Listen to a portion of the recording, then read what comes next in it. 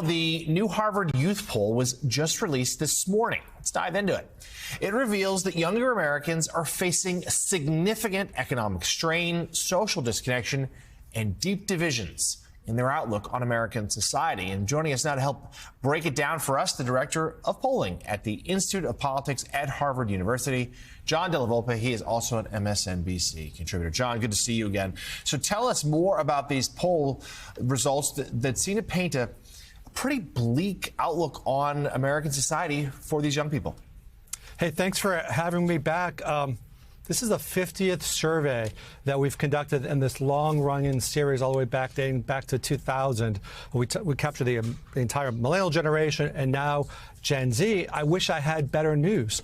This is a generation that is stretched incredibly thin financially, emotionally, politically. They've lost trust in our leaders. They've lost trust in institutions. I don't think there's apathy there, but I do think that unless we connect with them and listen soon, it's going to be much harder to win them back in the kind of the political sphere, which is so important. We need them to participate, but I'm concerned about their level of disengagement and anger, frankly, right now. So let's talk about some of that stemming from how they feel financially stuck. Tell us about that. Yeah, well, Jonathan, 40%, more than 40% of young people today say they are barely getting by, financially struggling. Only 1 in 7 or so say that they are comfortable. And what that means is when they say they are struggling, that means they're literally struggling to keep a roof over their heads. They're struggling to find a way to scrape together a few dollars for health insurance. And this could have dire consequences for young people. So the economic precarity is significant, and it is specifically seen among young women, among those who don't have a college degree or college education, and among the Hispanic Latino community in particular.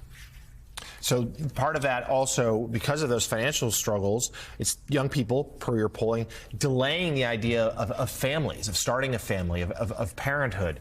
Tell us more about those findings. Yeah, this was striking. There was a terrific series of questions that our students drafted on how important the following life goals are, and then how confident they might be that they could achieve these goals. And of course, financial stability was the most important goal, although slightly just more than, half, maybe 60% or so feel confident they could ever achieve financial stability. But to me, what was striking is the fact that less than half of young people say that having children is a life goal. And I do think, based upon the focus groups I conduct, it's connected to the economic precarity. If you don't feel good about yourself, if you don't feel good about providing for yourself or eventually in a home, that impacts how you think about family planning. Just really quickly before you go, are these like the worst results you've ever gotten in the history of doing this, or where does it rank?